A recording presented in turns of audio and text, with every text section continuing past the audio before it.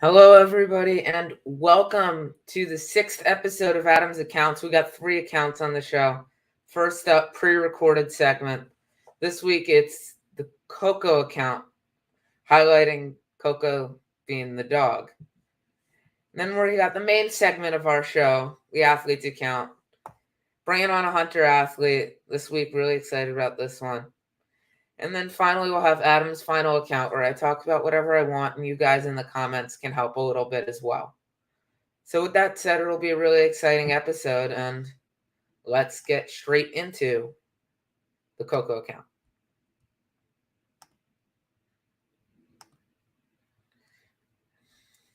Hello, and welcome to the Coco account. First segment, pretty much as always, recorded segment. So let's take a look.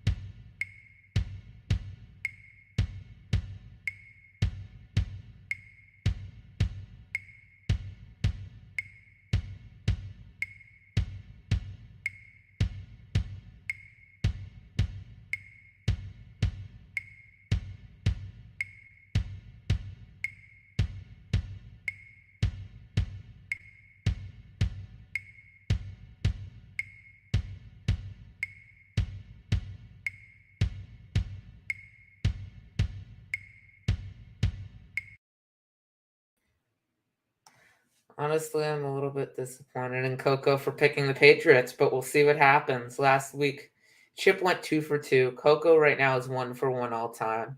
We'll have the wheel coming up later for our special guest, who I now am going to introduce in the Athletes account.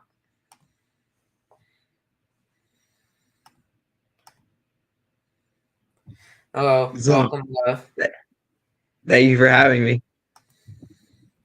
So, Lev, you play basketball, I assume. First question, this one, it's a bit of a doozy. Does Tom Brady play on the Patriots? No. Just so you know, I don't know if you've been paying attention. Jasper thinks that Tom Brady plays on the Patriots. Zadie thinks that Tom Brady plays on the Patriots. And Nessa thinks that Tom Brady plays on the Patriots. Oh, well, you gotta get better guests on your show. Well, there we go. Lev is the first person that I've asked that knows that Tom Brady is not on the Patriots. So a little bit of a bravo to Lev right there. But with that being said, we're both Mets fans, baseball fans. What do the Mets need Mm-hmm. this offseason? Who do you think that the Mets could use? I think this offseason the Mets need a lot of pitching and some help with the outfield defense. Signing Yamamoto would be a big boost for us, and I think he would provide a lot of talent in the pitching department. Additionally, Starling Marte has not been performing up to standard, so we might need some help in the outfield. Yeah, I mean, Michael A. Taylor is a guy who hit 21 home runs last year. Hmm. A lot of good defense right there. Nimmo was subpar last year. And we're going to break in a little bit here. We have a comment request. Lev, tell me a little bit about your haircut. When did you recently get your Wait, haircut? I know that it's not great. It's gonna grow back. Personally, I think it's pretty terrible, but I've gotten a lot of hate for it, and I think Hunter is a school that is full of love. So I don't really understand why there's so many menaces in our school that are really putting it down. It might be short, but it's fine. Okay.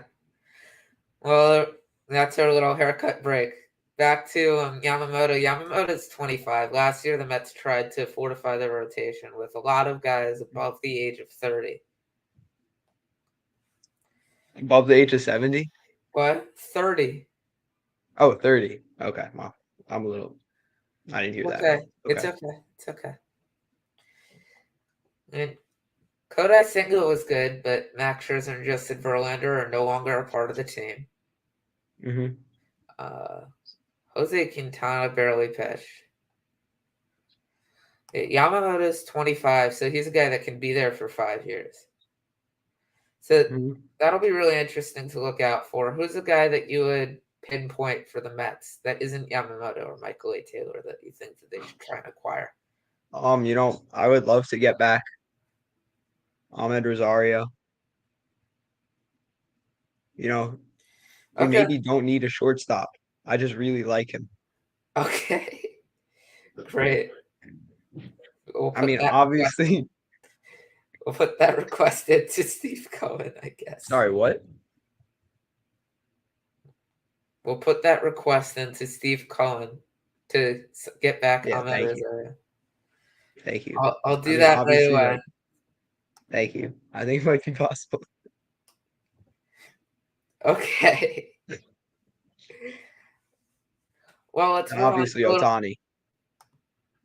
All right, let's talk about Otani. Okay, Go let's ahead, talk Otani. about Otani. Big free agent. Who's going to get him? What kind of money?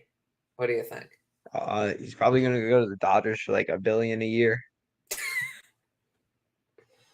I Okay. feel bad for him and Trout, like not going to the postseason.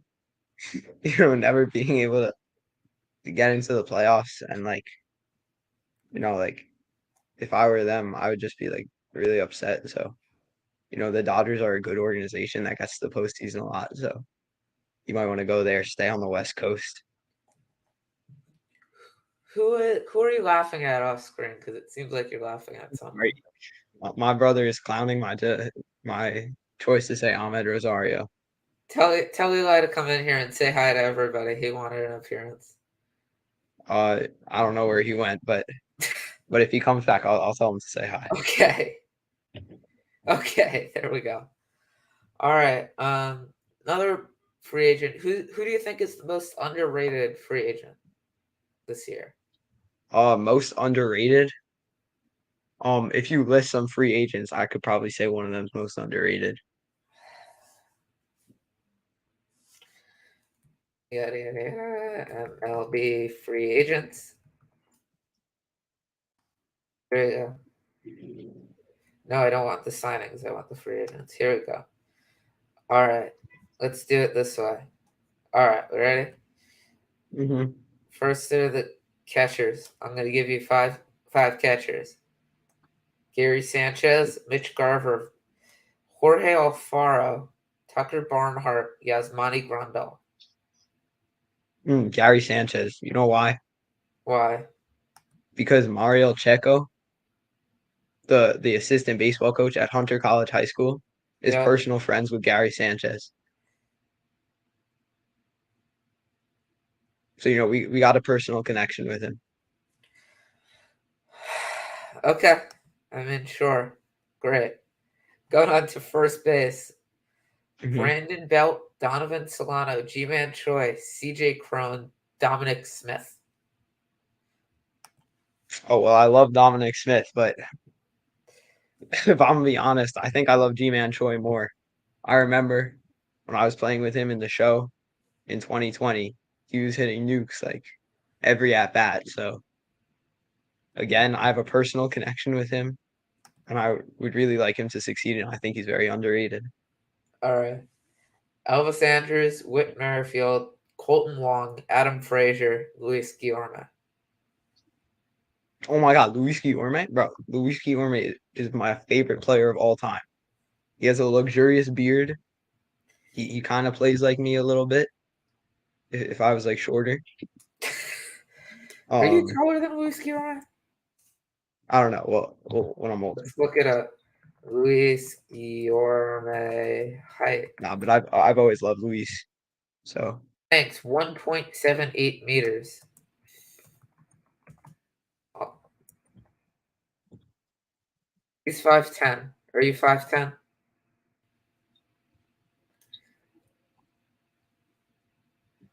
Love? wait, that's what? That's 5'10"? Luis Guillorme is 5'10". Are you 5'10"? I think I'm like a little bit over 5'10", so I think we're in the clear. All right. Next up, Isaiah Kiner Falefa, Tim Anderson, Jose Iglesias, Nick Ahmed, and Ahmed Rosario, who's the most underrated. Okay, well, I already said Ahmed Rosario, but that got some flack. So I know TA. Eli He isn't doesn't there have a lot of anymore, is power. he? What? Eli isn't there anymore, is he? No, he came back, but it's okay. I'm not afraid of what he thinks anymore. Okay. Eli, come say hi. TA, I think he will when he's ready. Okay. Never mind, he won't when he's ready. I'm not sure. He's pretty shy. I He's know wanted to do TA. this for like a month. What? He's wanted to Yeah, do but this for a month. He should come on. that, that was all talk. I'm sorry, Adam. Okay. Okay. All right. Where were we? You were talking about Tim Anderson. Yeah, I know he doesn't have that much power. What do you have? Like one home run in the first like 80 games? I don't know. Something crazy. Sure. We'll go with Personally, it. I'm not a fan of the long ball, and I love TA. He's my man. All right. Gio Urshela, Josh Donaldson, Evan Longoria, Eduardo Escobar, Brian Anderson. Oh well, I know Josh Donaldson. I think he had some beef with Tim Anderson, but That's Jose Ramirez, I think. Yeah, that's Jose Ramirez. no, I know Tim, but I think like earlier before that he had some beef Okay. with Tim Anderson. Okay. Down goes Anderson. Sorry. Continue. No. But I really like Josh Donaldson, even though he's been bounced around a lot. He's a solid player. He's got a nice flow, and I like his stance. All right. So let's go on to a little bit of Hunter sports. Okay, my forte. Wow. All right. Well, welcome to the world of Hunter basketball. What's your guys' record? Uh, on the Max Preps website, it says we're 2-2, but we are not 2-2. We're like 2-7. Welcome to the world of Hunter basketball, where the team is 2-7. Yeah, it's not great. It is what it is. You guys picked up the first league win in the home opener, I believe, on last Thursday in LaGuardia. You Mhm. get, if you are If you have the time, you should absolutely check out my call of that game as well as my interview with Coach OJ. Okay, I It was will. great. He gave a lot of political responses, as always. Okay, that's a little concerning, but all right. You'll see if you watch it. Okay. Anyways, talk about that game a little bit. I mean, what went well from the team from your bench I mean, viewing spot? it was pretty beautiful. We were confident going in. Noah K, he had 40, I think. Eli had 11. So, we were really firing on all cylinders.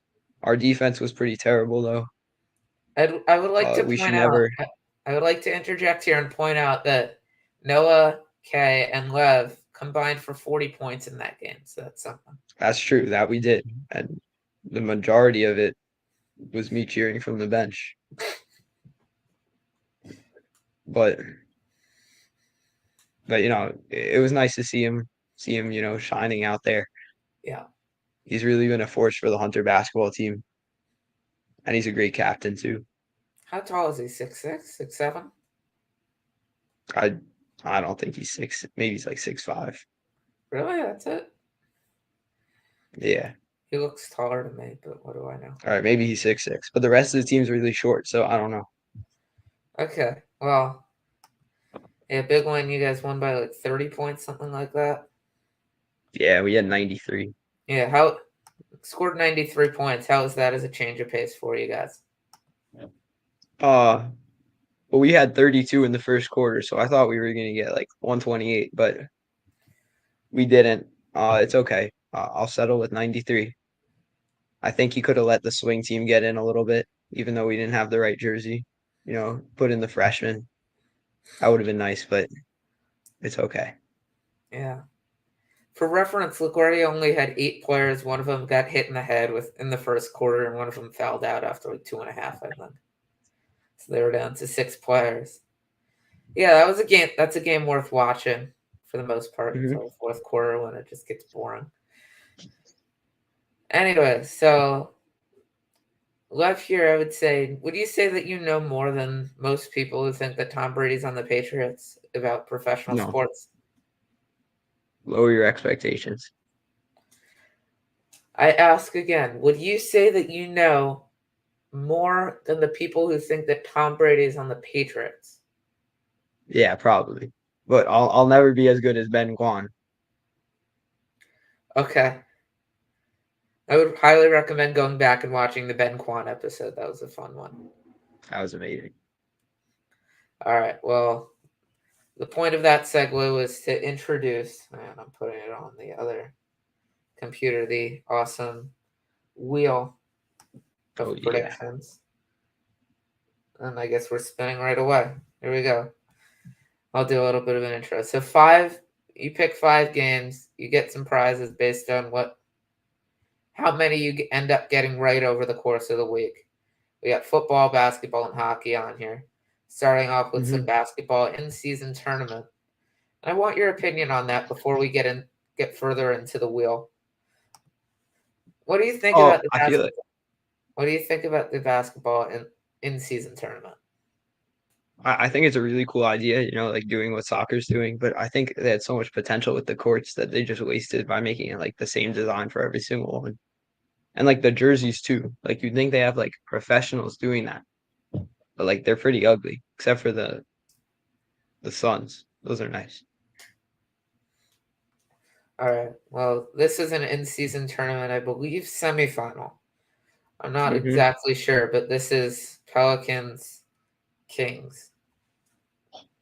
I'm gonna take the Kings. You know, Darren Fox. He can really D Aaron Fox. He can really do a number. And Zion Williamson might be big, but like they're locking him up. So yeah, that's what I'm taking. The Kings. Next wheel spin. Here we go. That's hockey, Nashville Predators, and what's the Blackhawks. No one will be disappointed in me for forgetting that. I'm gonna take the Blackhawks. Bedard's really really a young generational talent in the game of hockey. And I think, to be honest, I don't really know much about the Predators. I don't know too many players on them. It So, happens. but I do know Bedard. So I think that's my take. Next wheel spin. Going to football, we've hit all three sports in the first three wheel spins. This is the Seahawks and the 49ers. I'm gonna take 49ers because of Brock Purdy. He's cool. Wow. All right. And McCaffrey too. Stunning analysis there. No problem. But that's okay. We're here for it. Back to hockey. We've gone hockey, basketball, football, and hockey. Detroit Red Wings, Buffalo Sabres. Go ahead. I'm gonna take the Sabres. You know, the former Islander Kyle Okposo is on the Sabres. And you know, he's a really good leader for them, I think. And the Red Wings are a historically terrible franchise, so yeah. There we go. And on to the last wheel spin. We'll know by the end of the week because we have a football game. I think we already got this game, so we're going to spin again. That's the first time that's happened on this show. Wow. Making history. Let's see. Buffalo KC. Mahomes Allen. Who you got? Ooh. I'm gonna take Mahomes and Kelsey. You know, I wouldn't say I'm a Swiftie myself, Here but we you go. know, Kelsey can still do a number on the football field. Yep. That's what I'm taking. Okay. Well, that concludes our athletes account.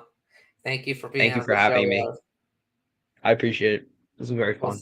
we'll see you. That'll bring us into Adam's final account. Here in Adam's final account, today I'm going to talk about the college football playoff rankings that I'm oh so upset about.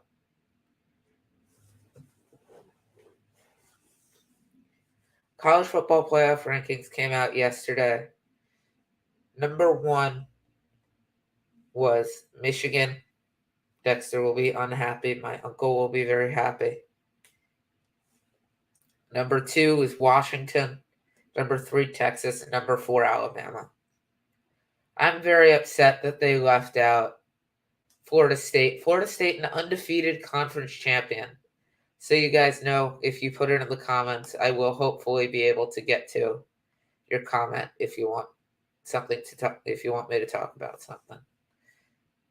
Anyways, for undefeated ACC champion Florida State got leapfrogged by not only Alabama but also Texas for some weird reason, because Texas beat the number 18 team.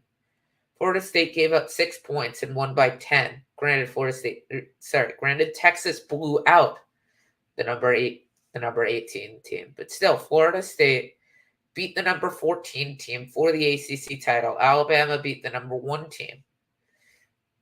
Even so, I feel like Florida State, an undefeated conference champion, deserves to get in. They didn't lose a game. It's not like they had a bad strength of schedule. They beat 3 ranked teams. Alabama's already lost to one of the teams in the college football playoff, Texas. I mean, you screwed Florida State. You had them in at 4. A team fell, and they fell. A team fell for losing, and they fell for winning.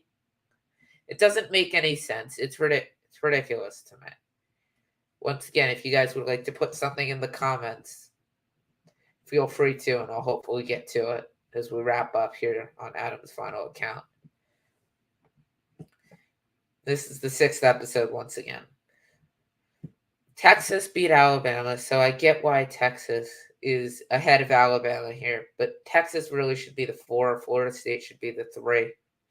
I mean, Texas is probably the better team, but Texas versus Florida State, I would absolutely have Texas. But Florida State they didn't lose a game.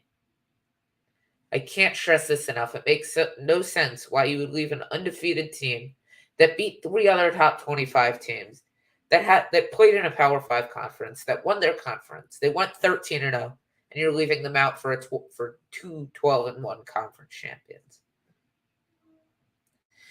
I mean, I find it ridiculous. Fine, you think that Alabama's a different team than when they lost to Texas? They lost to Texas. It doesn't matter when. It happened this season. And I feel like there's a lot of SEC bias, a lot of Alabama bias that doesn't make a lot of sense. You shouldn't have the bias based on the conference that they play in, power versus. You should have the bias based on like strength of schedule and stuff like that. Alabama did play a tougher schedule, but overall, based on their record against the schedule, Florida State was better. Doesn't make any sense to me. The playoffs are in a month. We'll go beyond that. Northwestern ended up 7-5. I talked about them a couple weeks ago. They get to go play Utah at some point. I don't remember when right now. But that'll wrap it up here on Adam's Account this week.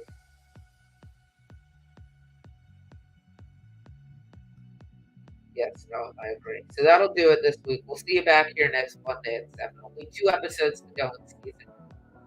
Really exciting stuff.